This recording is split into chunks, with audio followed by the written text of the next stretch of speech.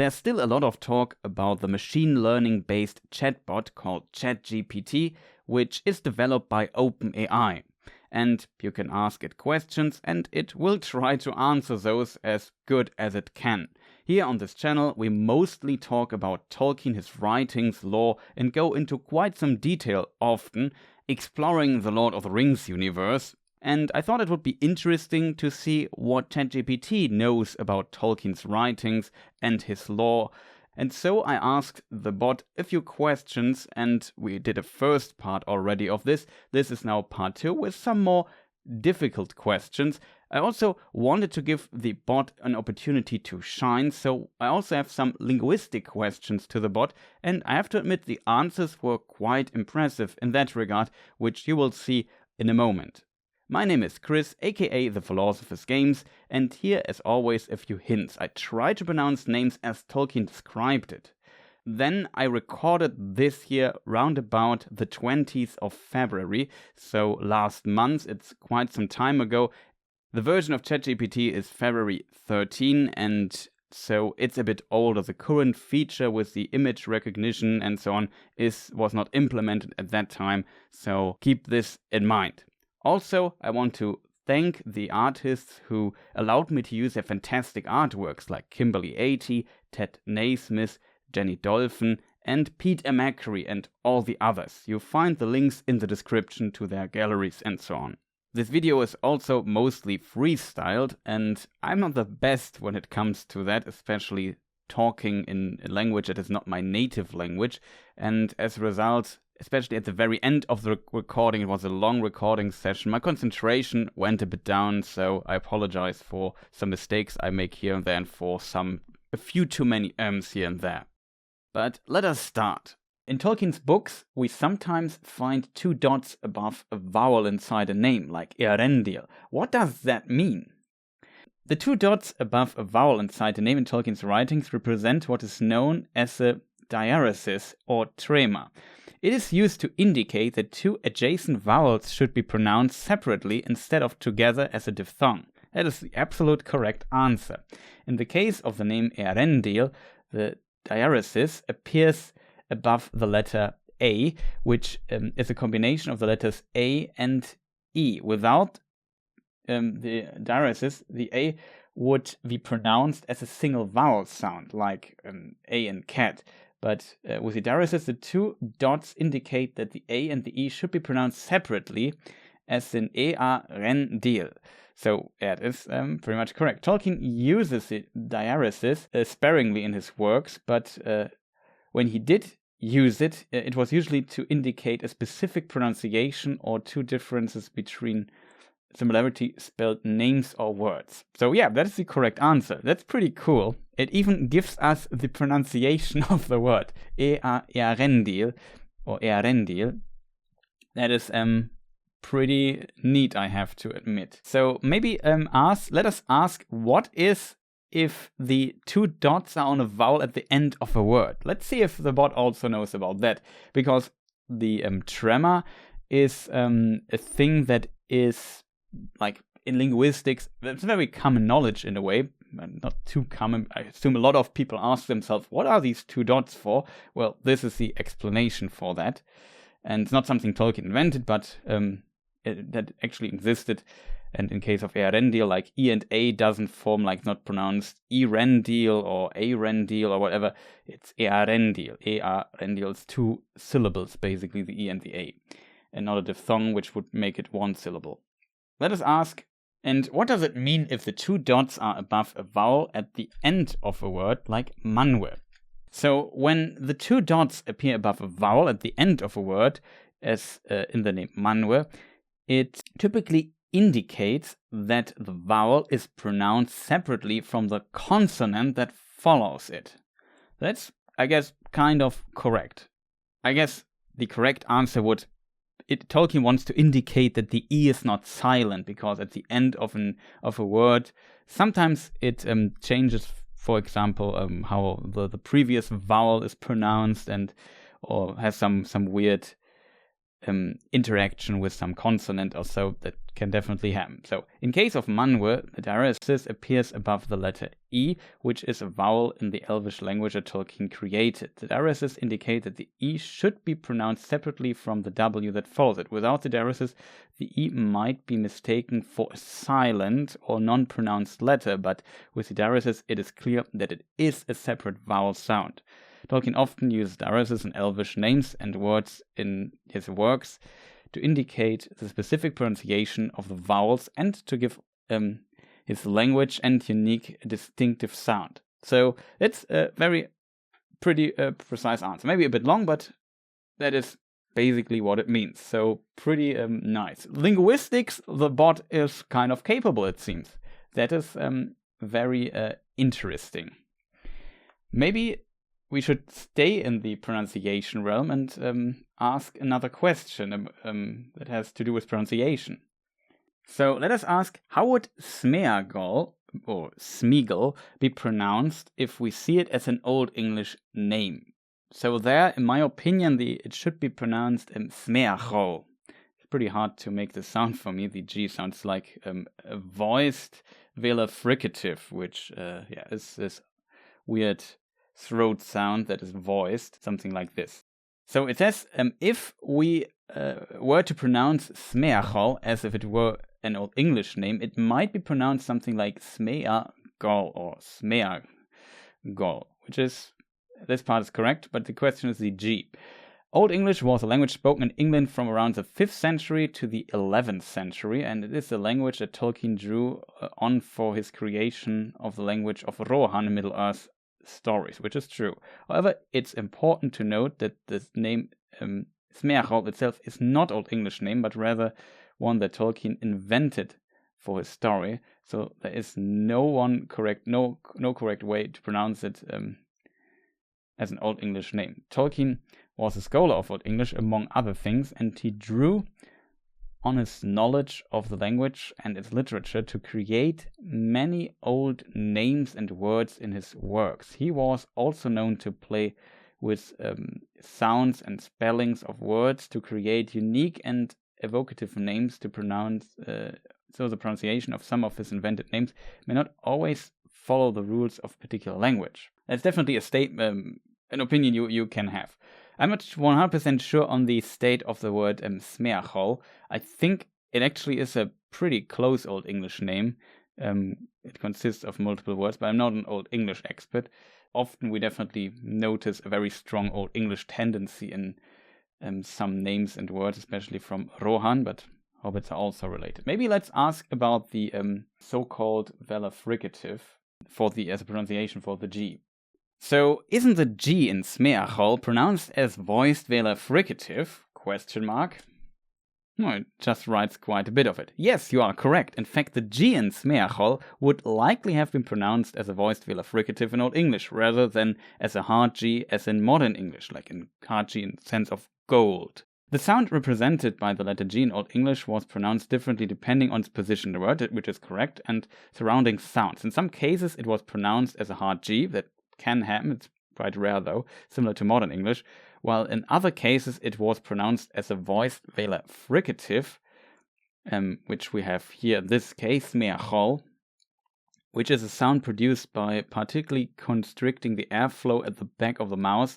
The sound is similar to the sound in German Bach, or I had not French in school, only Latin, so my French knowledge is very, very limited.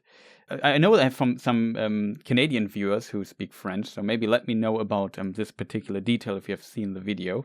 I would be very interested in the pronunciation here.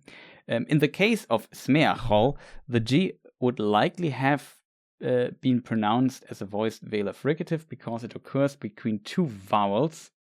So if you look at the name, the E, R, it's a diphthong, and the O, between two vowels, and is not preceded by a nasal consonant, which would cause it to be pronounced as a nasalized velar consonant. So the pronunciation Sméagol in Old English would likely have been something like Sméagol, with the GH representing the voiced velar fricative sound. So it's not bad. We had to give the program a little notch with our question, and let's say we would have no clue of linguistics at all, this question would not have occurred. So it is interesting that you can bring the bot to give you the right answer, especially in these linguistic fields, which is very interesting to see. It seems, though, that in some other fields, like if we go into some various details of the Lord of the Rings story, the bot sometimes meshes information together and is really confused suddenly, and confuses books and films and different books and things. That's very interesting to see, I have to admit. And maybe another question, with the next, for example, the character Celeborn. We have like two versions basically. In one version, he's a Teler from Aman, from Tol Eressëa, where he meets Galadriel, and in the more common version, he's a Sindar elf, potentially from Doriath and kin of Thingol, as it's mentioned in Appendix B of the Lord of the Rings. So maybe we can ask or formulate a question that where the bot answers and gives us basically a short summary of both of these versions. It would be interesting to see. I covered this also in one of my previous videos about Galadriel and her early history and all her different versions. It's linked in the description, I guess. Do you know what different ideas Tolkien had for the origin story of his character Celeborn? Yes, there were several different ideas that Tolkien had for the origin story of the elf Celeborn. In one early version of the Legendarium, Celeborn was a Telerin elf, which is correct, who had been left behind during the great journey to Valinor and had subsequently wandered through Middle-earth until he eventually met and fell in love with the elf Galadriel. In another version, Celeborn was a Sindarin elf, born in Doriath, who had lived through many of the key events of the First Age, including the kinslaying at Alqualonde and the Battle of the Thousand Caves. Later on, Tolkien revised Celeborn's backstory again, making him a prince of the elves of Doriath and the grandson of Elmo, other brother of Thingol.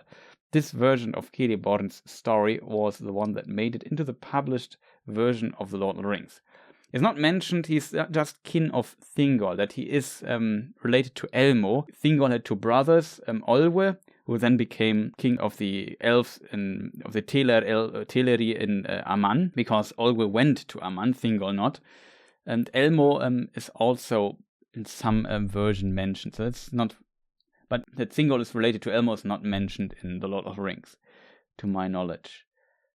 It's also interesting, the answer before, in another version, basically it's correct what he writes, with some small errors here and there. Celeborn was a Sindarin elf born in Doriath, yes, who has lived through many events, including the kinslaying of Alqualonde. That is not true, because in this version, like, he's not present at the kinslaying at Alqualonde, because Alqualonde is not in Middle-earth, not even close to Doriath. It's on the west continent, Aman. So he mixes a few things up. The Alqualonde kinslaying would be part of the first answer, though the Battle of the Thousand Caves, though, that he definitely has. That is Menegros, the Thousand Caves, basically the place where King Thingol, the first king of the Sindar elves in Doriath, lives. Basically, all that is written there, some parts are correct, but they are just completely switched around. Telerin elf, that is correct. He was not left behind. In this version, he was left behind in the Great Journey with the other Sindar elf, because the Sindar elves did not complete the Great Journey to Valinor. They stayed at the coast of Middle-earth and did not move further because their king Thingol was lost, and they decided to stay there to wait for their king. And then they basically lost the last chance to travel over the ocean, thanks to Ulmo, the Valar of the ocean, of the sea, the Lord of Waters, to travel over to the west continent over the ocean. And they were basically then we just stay here, and we are now the Sindar elves, and Celeborn was in one. But in this version, he's a Telerin elf, and as such, he completed this journey. So this part belongs here in this version.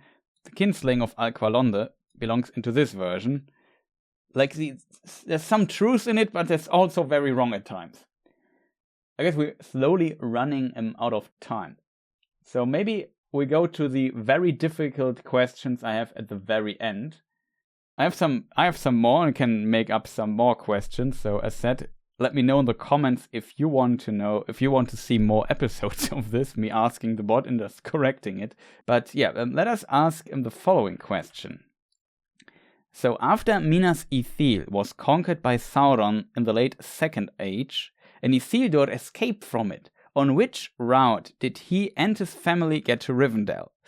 That's a very tricky question with a lot of traps in it, because this is a really strange thing in Tolkien's universe, because the route that Tolkien describes makes no sense. I wouldn't say it makes no sense, it just seems very strange how his family ends up in Rivendell, because in the book, to maybe give the correct answer maybe in front of that, basically he leaves Minas Ithil, then goes down the Anduin south to the ocean, sails up all the way by ship, most likely to the Grey Havens, to Mithlond, and there he must, I assume his goal was to visit his father, who at this point lived in Minas, the capital of the realm Arnor, of the northern kingdom of the Dúnedain in exile.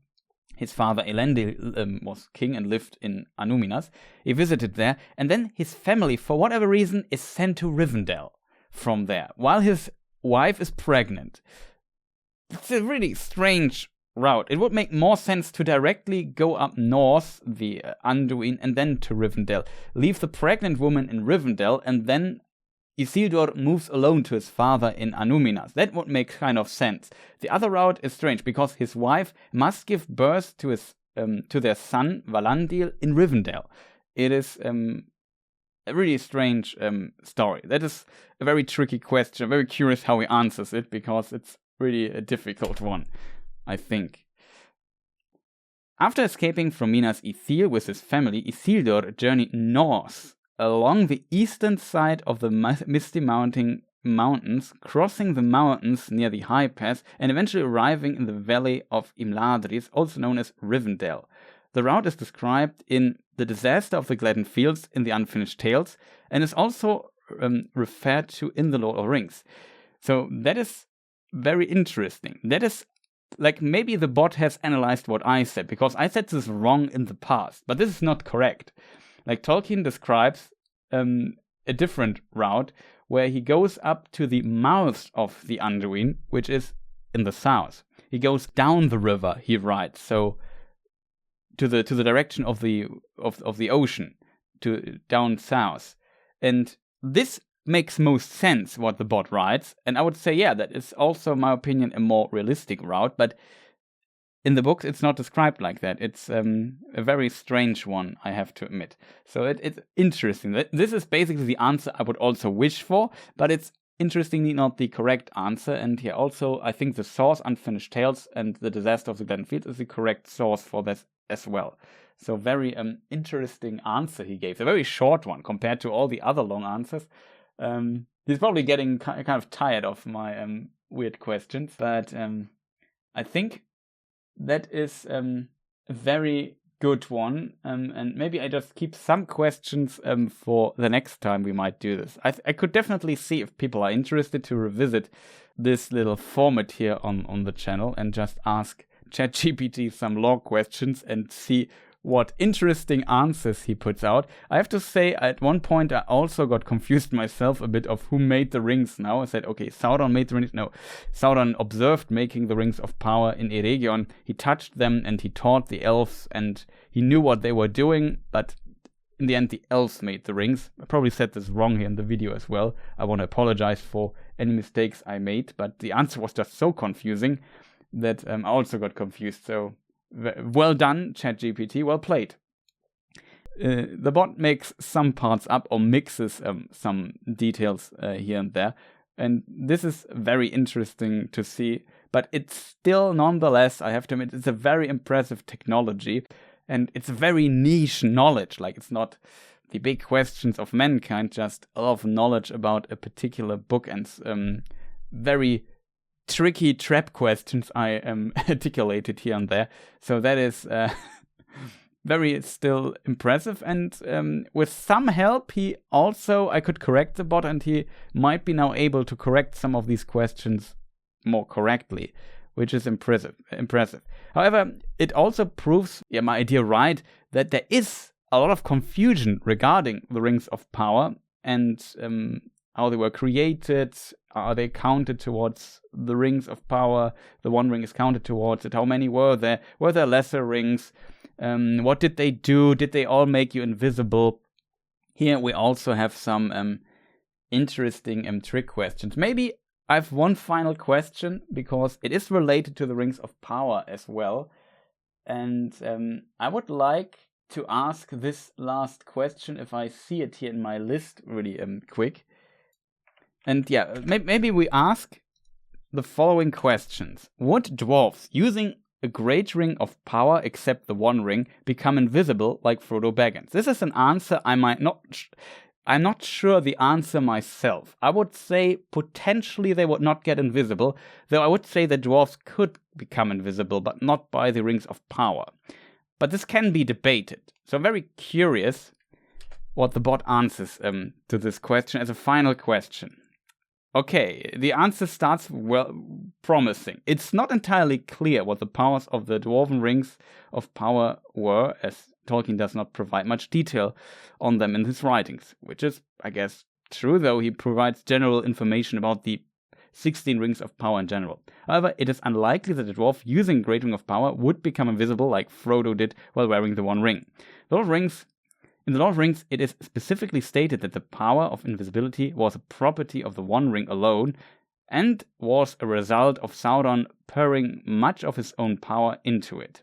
The other Rings of Power were intended to enhance the natural abilities of the bearers, rather than granting them new powers. For example, the Elven Rings enhanced the magical powers of their bearers, while the Dwarven Rings were said to increase their skill in craftsmanship and mining. Therefore, it is more likely that the Dwarven Rings would have granted other abilities to their wearers rather than invisibility. However, as Tolkien did not provide much information on the Dwarven Rings, this remains largely speculative. So that is not entirely correct again, which is to be expected. Like, for people who have seen the last video I have provided on this channel about the Misconceptions, which also exists in German, the video. So if you're a German viewer, you can also watch it in German. There's a German channel called TPH Law, where I rarely upload, unfortunately, but there is definitely a video. Let me just read what Tolkien actually said about the invisibility aspect. So Tolkien writes about the chief power of all the rings alike was the prevention or slowing of decay. For example, change viewed as a regrettable thing. The preservation of what is desired or loved, or its semblance. This is more or less an elvish motive. But also, they enhance the natural powers of a possessor, what the bot just wrote, thus approaching magic. A motive easily corruptible into evil, a lust for domination. So the bot is somewhat right, I guess. And finally, and here's the bot not right, they had other powers more directly derived from Sauron, such as rendering invisible the material body and making things of the invisible world visible. That is from letter 131 that Tolkien wrote in 1951 to Milton Waldman. He also writes about the three elves that they are a bit different from that. The elves of Eregion made three supremely beautiful and powerful rings almost solely of their own imagination and directed to the preservation of beauty. They did not confer invisibility. So only the 3 rings of the elves do not confer invisibility. The 16 rings of power plus the 1 ring do confer invisibility, because this is a power more directly derived from Sauron, as Tolkien explains. And I have explained in my other video my theory that it has to do with that if those who use these rings would, they're not getting invisible, but they become basically transferred into the unseen aspect of Tolkien's world, which I often call the unseen, and Tolkien also uses the word unseen often for that. And here we can read, they could walk, the 9, who have the 9 rings of power. Here it's just to talk about the Nazgul, but the rings are kind of similar to the Dwarven rings, I guess. So one could assume they would also do this. They could walk if they would, unseen by all eyes in the world beneath the sun, and they could see things in worlds invisible to mortal men. But too often they beheld only the phantoms and delusions of Sauron. So that's, I think, the idea. Sauron, it's also mentioned in this letter that Sauron is the necromancer in the Hobbit. Here I let this part of the quote out. The necromancer, so he is called, as he casts a fleeting shadow and presage on the pages of the Hobbit. This necromancer can now summon these delusions and phantoms and basically trouble or influence or corrupt those who wear the rings. And my theory is that the dwarves, because like all the rings could be corrupted by Sauron if he had the one ring, but this was like an additional, how to say, like it amplified this effect, because now in addition to the corruptive power of the one ring that has direct control of all the other rings of power, on top of that, Sauron could send, while they were using the rings and become invisible, be transferred into the unseen, he could send his phantoms and his delusions to them to manipulate and influence and torment, I guess, them further, and so get even a better control of them. And since he could not do this with the dwarves, I assume, and they cannot turn into shadows, which I interpret a little bit as they could maybe not be moved into the unseen with these rings, so this whole delusions and phantoms thing would also not work, would indicate that the dwarves would not become invisible by this particular thing. So I would agree with the first part that the bot is writing there. With some of the other mentions, though, I would say, no, that is not 100% correct what he's writing there again.